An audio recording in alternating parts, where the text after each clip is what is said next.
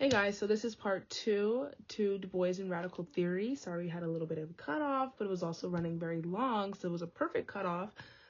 This is part 3 of Black Marxism, Radicalism and Marxist Theory, chapter 9, Historiography in the Black Radical Tradition, which is Du Bois's chapter, and the section is Du Bois and Radical Theory. So yeah, thank you so much for being here. Once Northern capital had sufficiently penetrated the Southern economic sector as to dominate its future development, it ceased to depend on Black electorates and state legislators responsive to Blacks and the radical petite bourgeoisie. The alliance ended with the withdrawal of federal troops from the South and the destruction of the government supported by the bureaucracy of occupation. By the 1880s, the undercapitalized character of Southern agrarian production was established and the need for external sources of raw materials more than apparent. In Mexico, the Philippines, Haiti, the Caribbean, and Pacific Islands, and elsewhere, Northern capitalists constructed their own forms of slavery, but ones for which they could not easily be held accountable or among which they would be compelled to live. Turning now to the question, this is the second part of what, Du Bois, demonstrate historically the revolutionary force of slave and peasant laborers in the opposition to a reactionary industrial working class. That's the next part. Turning now to the question of revolutionary consciousness and organization, it is again Du Bois's presentation of the general strike that provided a critique of Marxist thought. But first, we shall recall just what constituted Marxist theory in America at the time. At the time of Du Bois's writing of Black Reconstruction, Marxism came in several forms depending on which revolutionary or intellectual tradition one considered. Raphael Samuel has maintained that such mutations of Marxism were to be expected, and indeed had been preceded by changes in Marx's own writing. In Russia, Marxism came into existence as a critical trend within populism. In Italy, in the form of a syncretism with positive sociology. In Austria and Bulgaria, in tandem with the thought of Lassalle, Lasse, girl, I don't know how to pronounce it. Don't make fun of me. Lassalle. Second International Marxism was a heterodox affair, with numerous tendencies competing for political attention and nothing approaching a finished body of doctrine. Marxism was necessarily superimposed on pre-existing modes of thought, which it incorporated rather than displaced, and which were regarded to be as being intrinsic to the new outlook. The contours changing radically in the period of the Third International.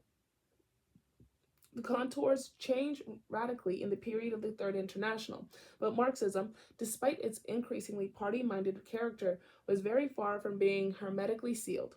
In the 1920s, there was a vigorous, indeed furious, philosophical debate within the Soviet Union itself, with rival schools contending in the name of the dialectical materialism.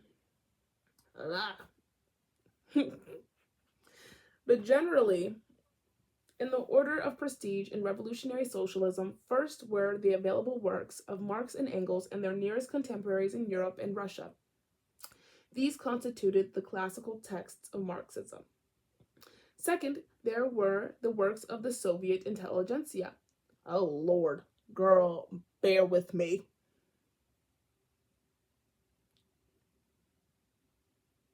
Plekhanov, Plekhanov, Lenin,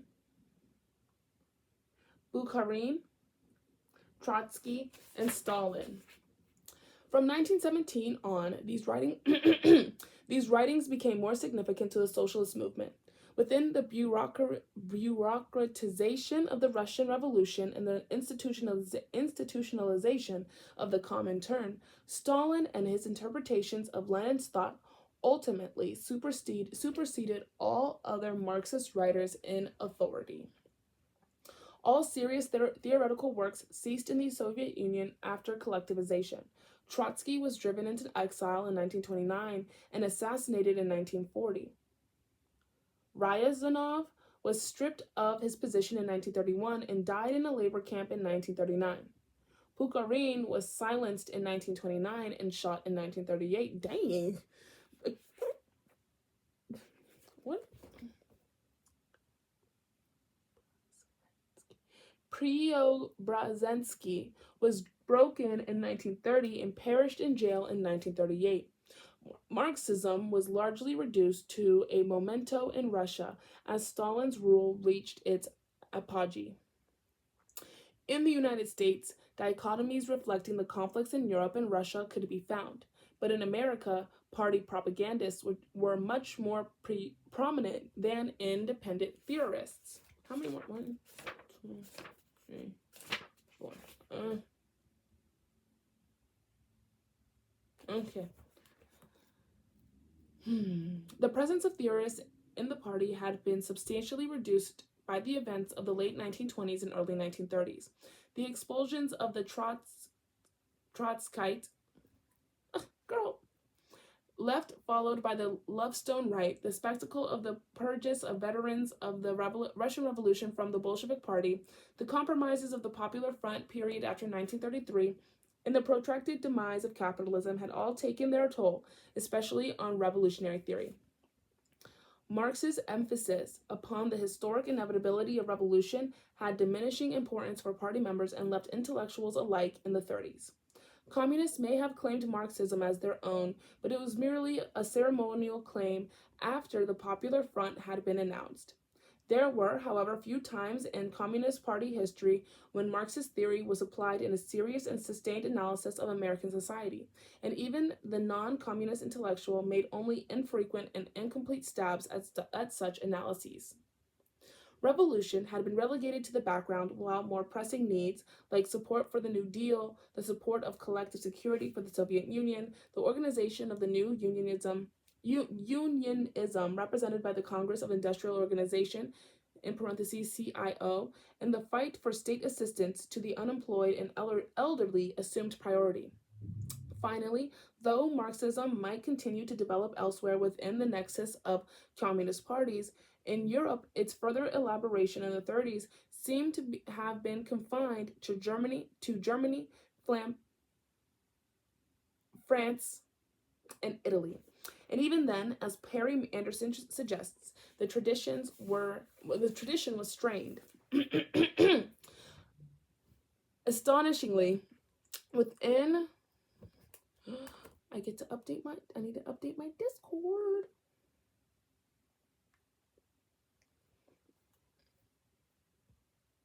Girl, what is that? Okay.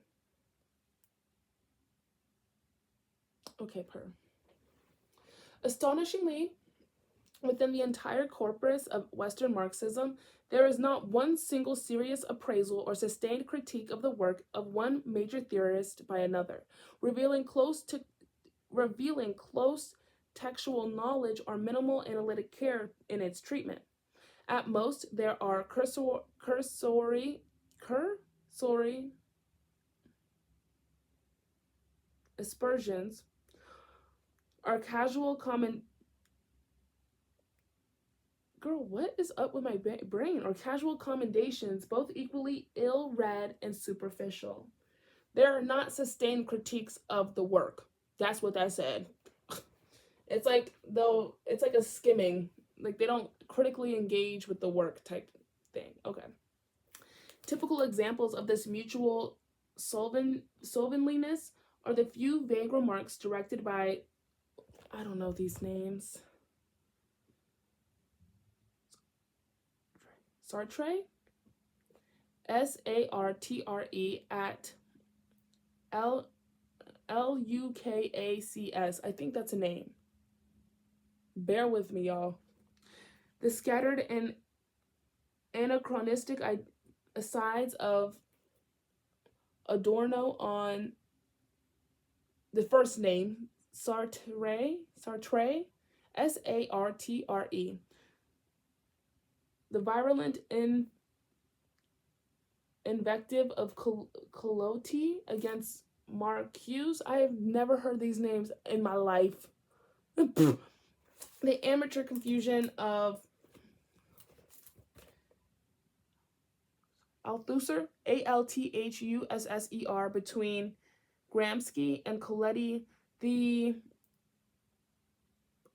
peremptory dismissal by Della Volpe of Althusser, Althusser.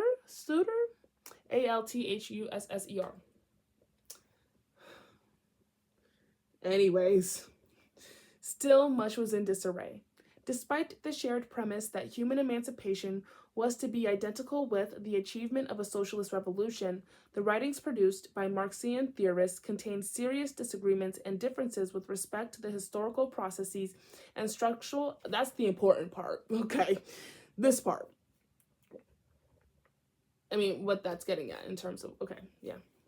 These writings produced by Marxian theorists contain serious disagreements and differences with respect to the historical processes and structural elements involved in the emergence of the revolution. Among the areas of contention were questions regarding the nature of class consciousness, the role of a revolutionary party, and the political nature of the peasantry and other pre-capitalist laboring classes. Since it is impossible to even summarize the volume of conflicting opinions to be found in Marxist literature, we will concern ourselves with those aspects to which Du Bois addressed himself. Okay, Marx and those are that's the important part, like that thing right there. Because sometimes you can tell, like when you're reading text like this, because sometimes it's like, that was a lot. When based on how the paragraphs are broken up, you can tell like where, like, okay, this is the header, this is the thesis statement, and then here's the evidence. Thesis statement was the second part where we're regarding the next he would demonstrate historically the revolutionary force of slave and peasant labor. But when we got to turning now to the question of revolutionary consciousness and the organization, again, Du Bois's presentation of the general strike that provided the critique of Marxist thought. Okay. That's just my thought process on this. That's how I see it. Okay. Marx and Engels had argued that the alienation intrinsic to the capitalist mode of production, the contradictions arising between that mode and the social relations accompanying it, and the extension of expropriation could result in a socialist revolution led by the industrial working class. That's what Marx and Engels are saying. Though the revolution itself was not inevitable, in parentheses, that would have amounted to economic determinism, and the role of this specific kind of worker in such revolution was certain. The historical dialectic identified the industrial worker, the proletariat, as the negation of capitalist society, the force produced by capitalism that would finally destroy it. Capitalism pitted one class, the bourgeoisie, against the other, the proletariat. This was the specific character of the class struggle in capitalist society. However, since there was more than two classes in the 19th century societies that Marx and Engels studied, it became necessary for them to identify and assign to these other classes particular historical roles. The petite bourgeoisie were both nominally and historically the middlemen of capitalism, its managers, technicians, small merchants, and shopkeepers. Unlike the bourgeoisie, the petite bourgeoisie did not own or control the means of production. Still, it was a class whose members recognized their dependence on the bourgeoisie for social privileges.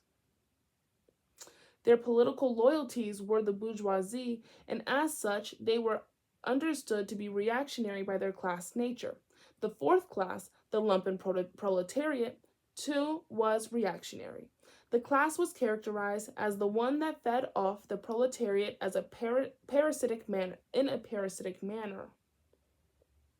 The lumpen proletariat were the thieves, the thugs, the prostitutes, people without a definite occupation and a stable domicile. It was from this class that the society recruited many of those who would form its coercive instruments: the army, the state militia, the police. The 5th class was the peasantry.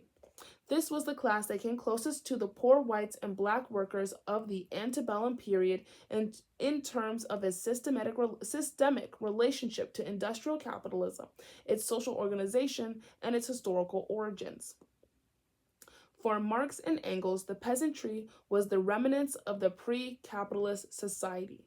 But unlike other residues from feudalism, for example, the clergy, the aristocracy, and the artisan craftsmen, the peasantry continued to be of importance in capitalist society. Both the peasantry and the bourgeoisie had been negations of feudalism. However, the peasantry narrow-minded self-interest had been intent on destroying feudalist relations by moving historically backward to small individual land holding and away from the inclusive, nationally integrated economic structures for which the bourgeoisie aspired. In feudalism, the bourgeoisie had been a historically progressive contradiction, and the peasantry a historically reactionary negation. With the destruction of feudalism by capitalist forces, the peasantry became reactionary in different ways. The peasantry was now a potential ally, of the bourgeoisie to be poised against the political force of industrial labor and the socialist revolution.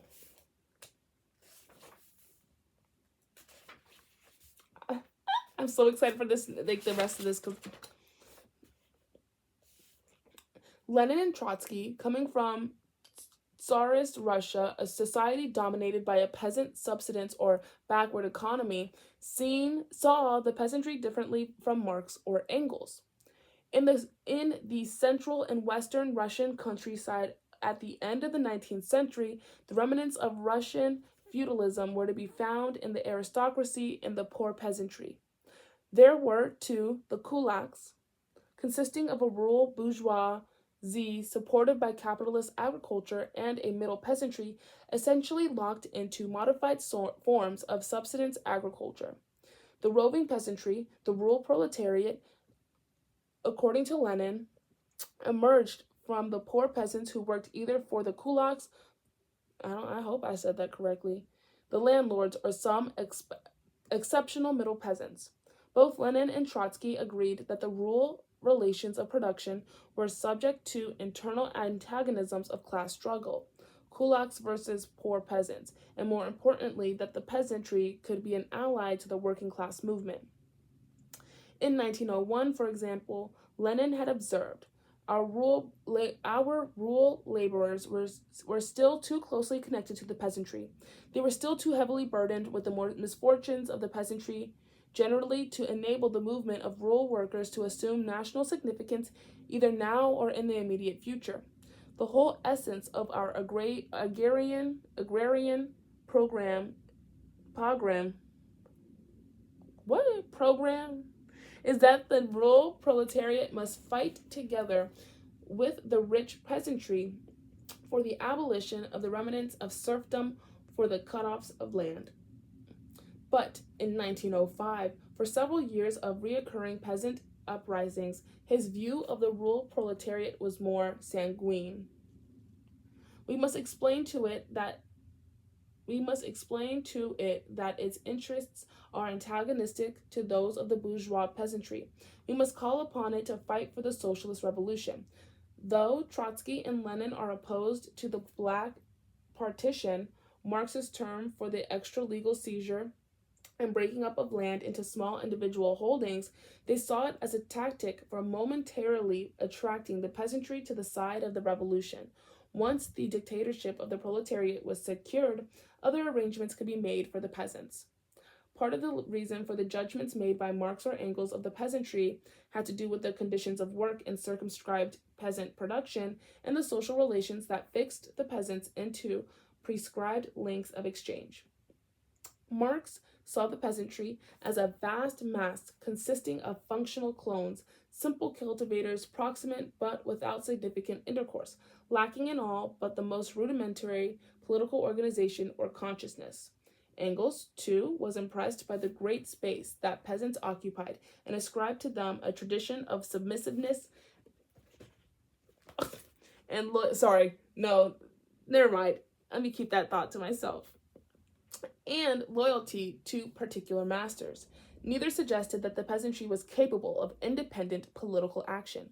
And if compared the descriptions found in Marx and Engels of peasant life with those of Du Bois concerning the slaves and poor whites, we would discover striking and important similarities. Of the slave workers, Du Bois commented, "Before the war, the slaves were curiously isolated. This was the policy and the effective policy. This was the policy and the effective policy of the slave system, which made the plantation the center of a black group within a network of white folk around and about, who kept the slaves from contact with each other. Of course, clandestine, secret, contact there always was, the passing of Negroes to and fro on errands, particularly the semi-freedom and mingling in cities, and yet the mass of slaves were curiously provincial and kept out of the currents of information." Pages 221 to 222. In the master's domiciles, the complexities of the relationship between the laborer and the exploiters of labor many times included bonds of sentiment, but more importantly and persistently, the house servants had realized the masters had stood between them and the world in which they had no legal protection except the master, and the masters were their source of information. Earlier in the work, Du Bois had suggested, any mass movement under such circumstances must materialize slowly and painfully.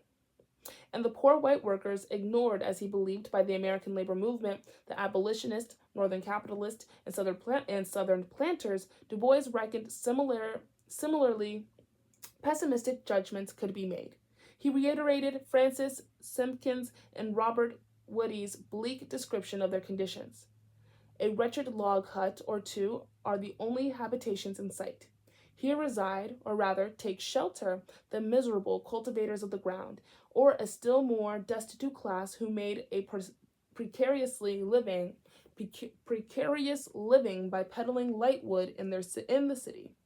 These cabins or dens of filth, their faces are... Oh, hold up. Well, oh my God, new laws in D.C., Maryland, and Virginia to impact wages, driving, and more in 2025.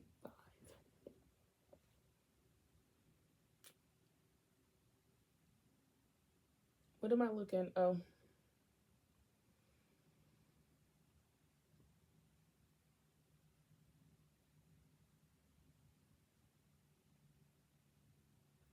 No, that's not the word that I'm looking for. Oh, but it means sticky. It's getting sticky. Pronounced.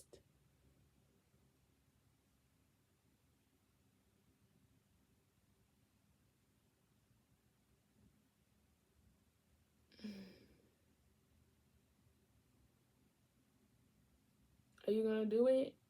No, but it's giving debauched. Debauched. But that's not the word that I'm looking for.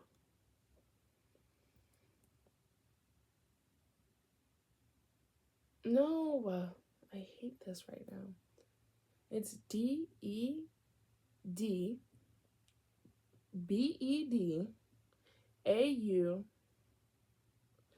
That one. Bedaub. It's a verb that means to cover something with something thick, dirty, or sticky in a rough way. Debaubed With this muddy accumulation of weeks, the poor wretches seem startled when you address them and answer your questions cowering like culprits. Page 26. Du Bois added that the poor whites were also bound to the master class. Indeed, the natural leaders of the poor whites, the small farmers, the merchants, the professional man, the white mechanic, and slave overseer, were bound to the planters and repelled from the slaves. The only heaven that attracted them was the life of the great southern planters. Page 27. Yet, in the midst of the Civil War, it was these two peoples, the blacks and the white workers, who had mounted the rebellions, the general strike, which had turned loose the revolutionary dynamics that Du Bois would describe as the most extraordinary experiments of Marxism that the world before the Russian Revolution had seen. Page 358. 100,000 poor whites had deserted the Confederate armies, and perhaps 500,000 black workers had abandoned the plantations. It was the same pattern, indeed, that would come to fruition in Russia. Like the American slaves and poor whites in the midst of war, the Russian peasantry would desert their armies in the field. The rebellion, too, marked the beginnings of revolution. How many more pages? Oh, okay.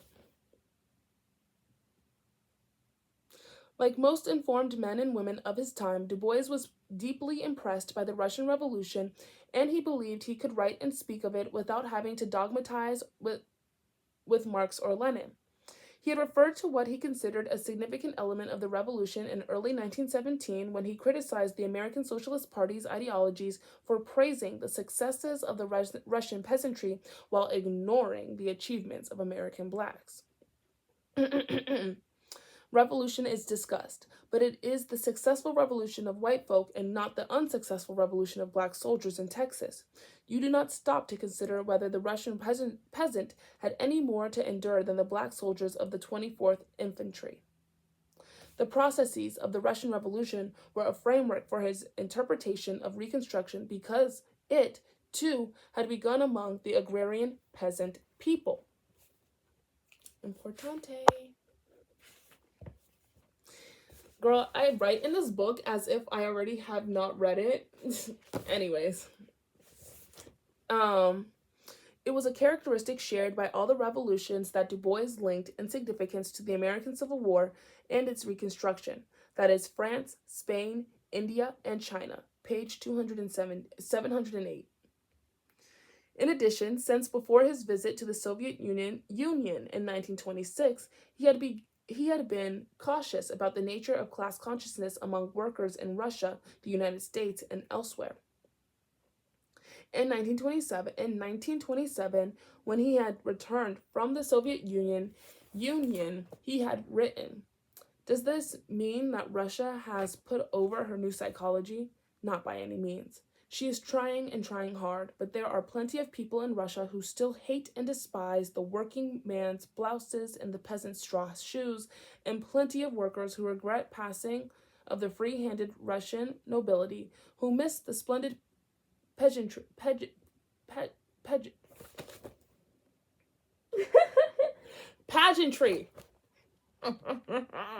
of the Tsars, and who cling doggedly to religious dogma and superstitions."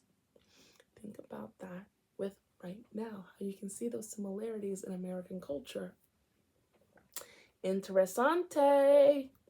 And despite his note on the 10th chapter of Reconstruction, which explained why he was not using his original title of the chapter, The Dictatorship of the Black Proletariat in South Carolina, in parentheses, that was what was in parentheses. Du Bois knew that the Russian Revolution was a dictatorship of the proletariat that was less democratic and less dependent on the conscious action of the workers than was to be found in the post-Civil War period in America.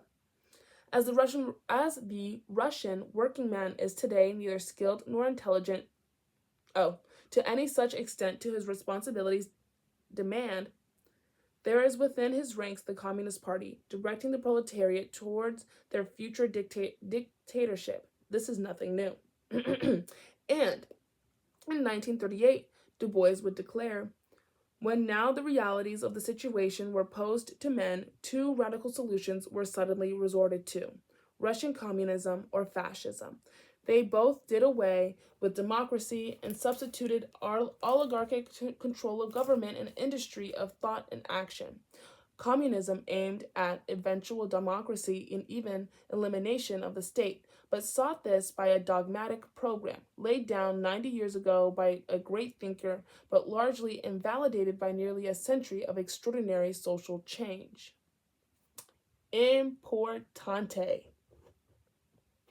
Like Lenin, but for different reasons and in a different way, Du Bois had realized that Marx had not anticipated the historical transformations of capitalism, specifically the complicating phenomena of imperialism, and caution as well was required in any application of Marx to the situation of American blacks.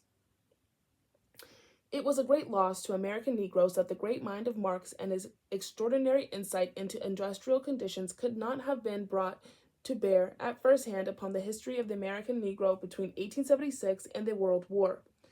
Whatever he said and did concerning the uplift of the working class must therefore be modified so far as Negroes are concerned by the fact that he had not studied at first hand their peculiar race problem here in America.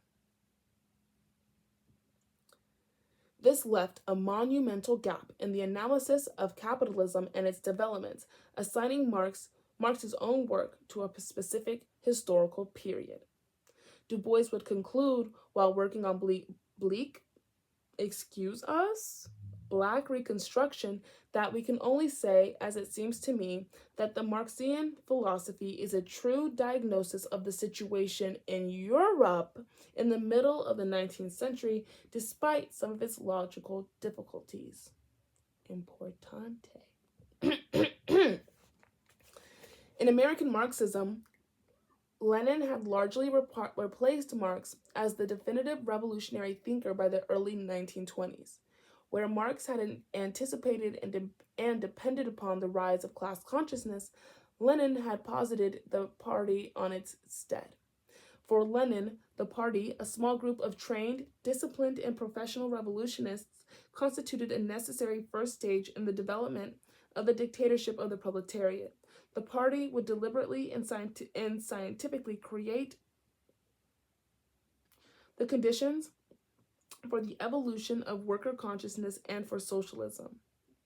Where Marx had presumed that a bourgeois society established by a bourgeois revolution was a necessary condition for the evolution of a conscious socialist movement, Lenin, in April of 1917, would declare that the process had been completed in Russia in less than 3 months. Okay.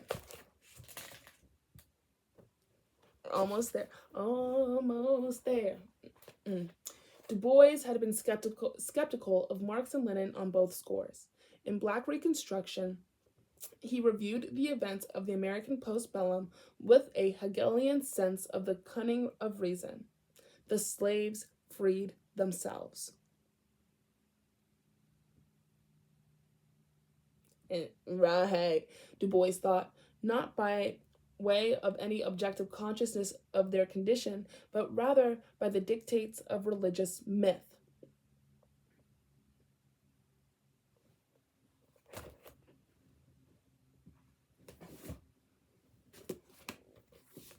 Black culture and Black consciousness. Oy.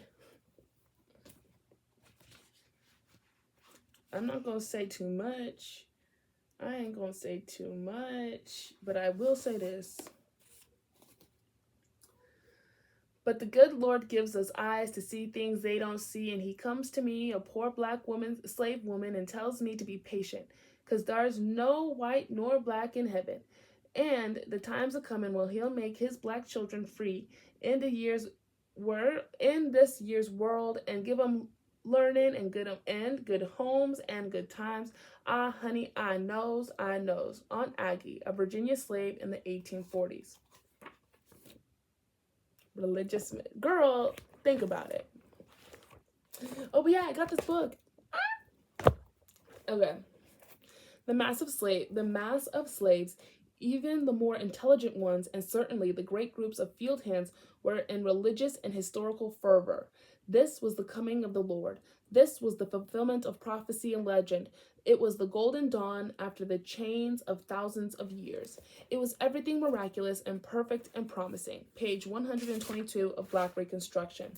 And the other figures in the drama of emancipation, from Lincoln down to the poor whites, were just as much overtaken by the unintended consequence of their actions. Lincoln had never been an abolitionist. He had never believed in the full Negro citizenship. He had tried desperately to win the war without Negro soldiers, and he had emancipated the slaves only on account of military necessity. Page 153. Freedom for the slaves was the logical result of a crazy attempt to wage war in the midst of 4 million black slaves, and trying the while sublimely to ignore the interests of those slaves in the outcome of the fighting. Page 121 of Black Reconstruction. Leaders then led in increments. The Northern field officers who put the fugitive slaves to work did not intend to free them,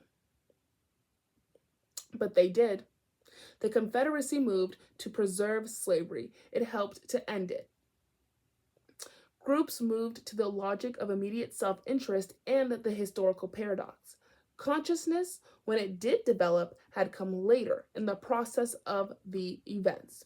The revolution had caused the formation of revolutionary consciousness and had not been caused by it. Do I have coffee on my face? No. The revolution was spontaneous.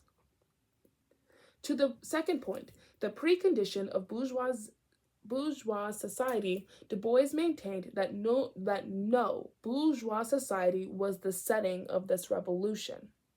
The dominant ideology of the society was that of the plantocracy, a dictatorship of labor and land with no democratic pretensions.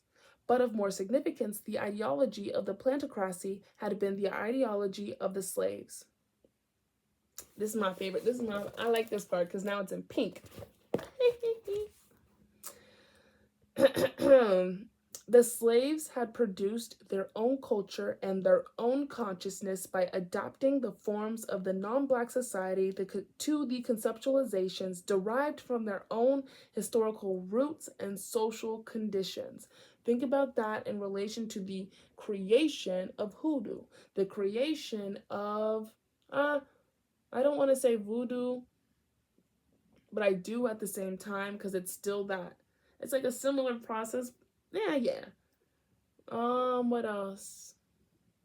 I mean, black culture. It's really interesting.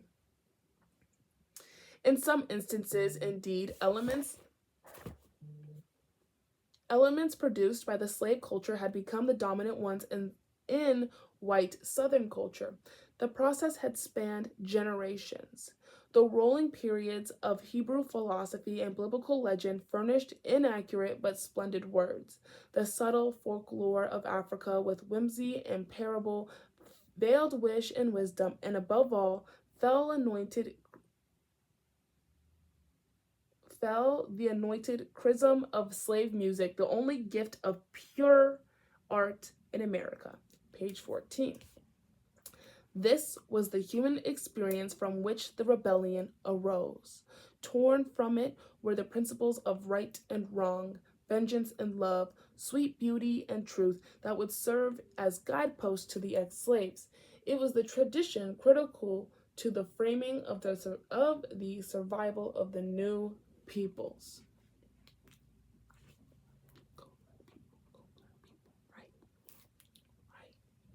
Du Bois, despite all the diversions and distractions of intellect, social origins, and ambitions that had marked his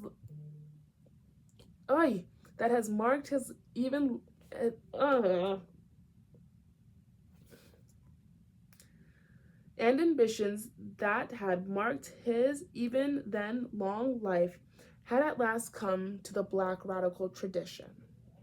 Like, after all this time, he has now come to the Black radical traditions when he's recognized, okay, girl. in the midst of the most fearsome maelstrom of his age had seen, and with the pitiable reaction of the declared revolutionary opposition in mind, his purposeful interrogation of the past had led him to the hidden specter of black revolutionists. Their revolution had failed, of course, and with its failure had gone the second and truer possibility of the American democracy. And until the writing of Black Reconstruction, the only mark on American historical consciousness left by their movement had been the revised legend of their savagery. Du Bois had understood, finally, that this was insufficient. Somebody, he had written, somebody in each era he had written must make clear the facts. With that declaration, the first ledger of radical Black historiography had been filled. In Black Reconstruction, Du Bois had striven to enrich the critique of capitalism and bourgeois society that had merged into the dominant strains of Western radicalism. Almost done.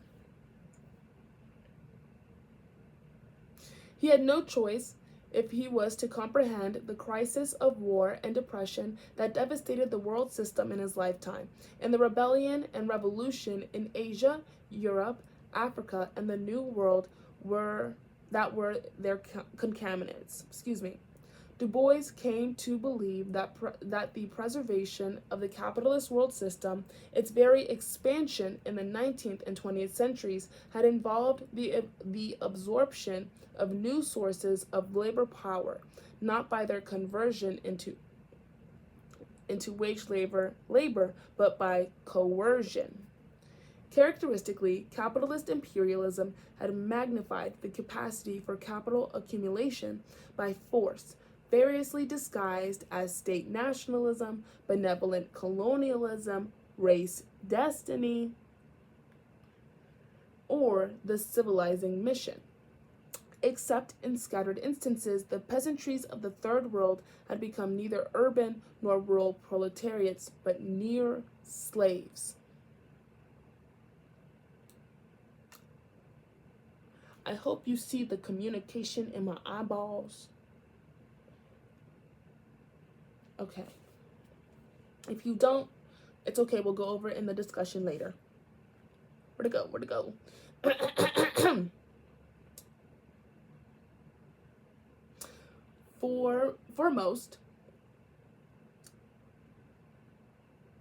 Foremost, their social development had been effectively arrested.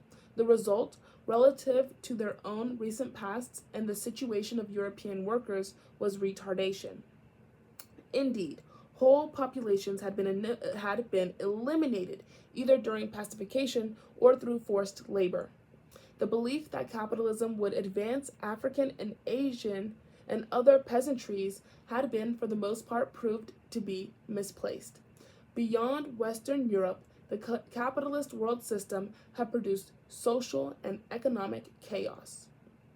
No theory of history that conceptualized capitalism as a progressive historical force, quantitatively increasing the mastery of human beings over the material basis of their existence, was adequate to the task of making the experiences of the modern world comprehensible. For Du Bois, America, in the first half of the 19th century, a society in which manufacturing and industrial capitalism had been married to slave production, had been a microcosm of the world system. The advanced sectors of the world economy could expand just so long as they could dominate and rationalize by brute force the exploitation of essentially non-industrial or agrarian labor. The expansion of American slavery in the 19th century was not an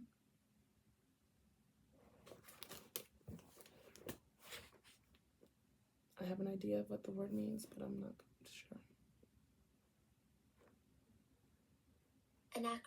Anachronism, meaning a thing belonging or appropriate to a period other than than it which it exists, especially a thing that is old-fashioned. Hold up.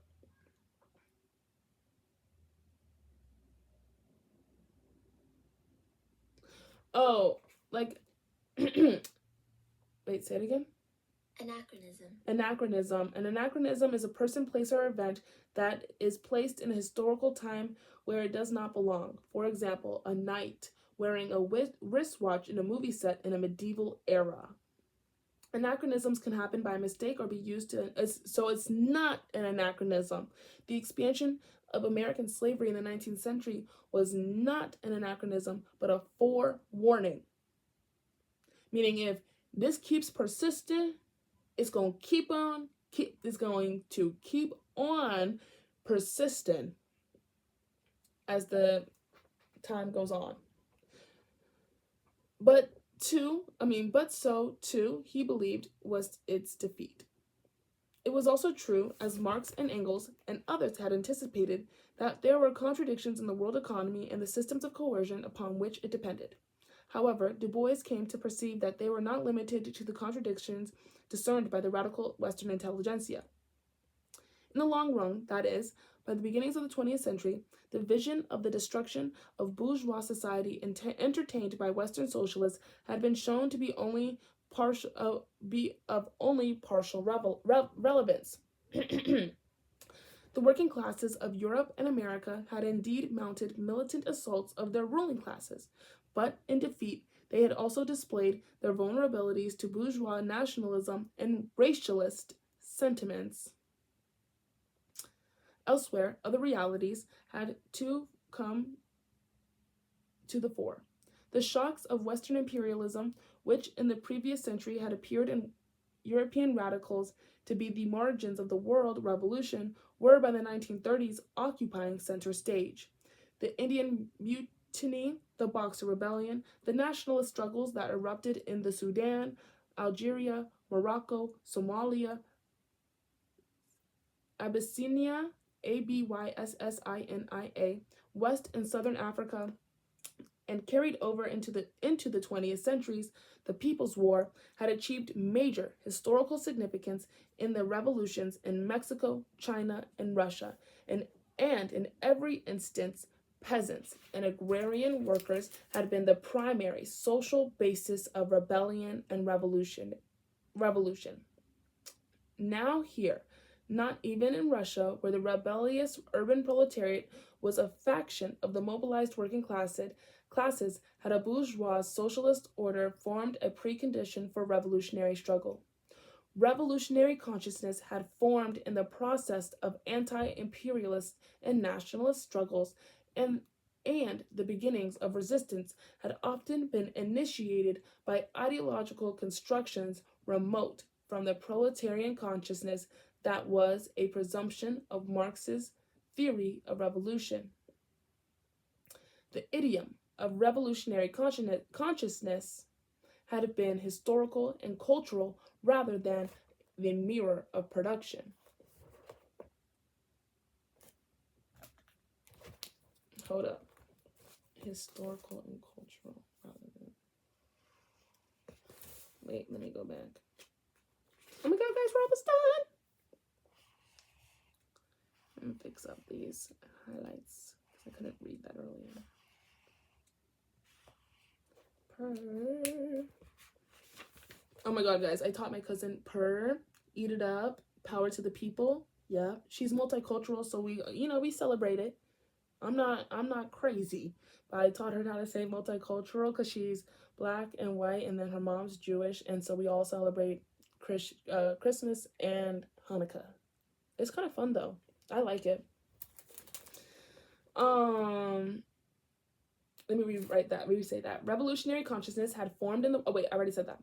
The oppositions that had struck most deeply at capitalist domination and imperialism had been those formed outside the logics of bourgeois hegemony.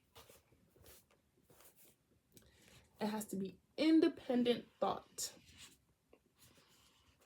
In Black Reconstruction, Du Bois had tried to give these processes a concrete and historical appearance. Again, he had very little choice in the matter. The ideology of the black struggle, the revolutionary consciousness of the slaves, had appeared in his westernized eyes, part legend, part whimsy, part art. Yet, he realized it had been sufficient to arouse them into mass resistance and provided them with a vision of the world they preferred. Their collective action had achieved the force of a historical anti-logic to racism, slavery, and capitalism. Yay! Snaps. Anyways, thank you so much for listening. I'm probably going to upload this in 2 parts since it's very long. And then the next chapter is chapter 10, C.L.R. James and the Black Radical Tradition. Anyways, have a good day. I really appreciate you guys listening and sticking along and subscribing.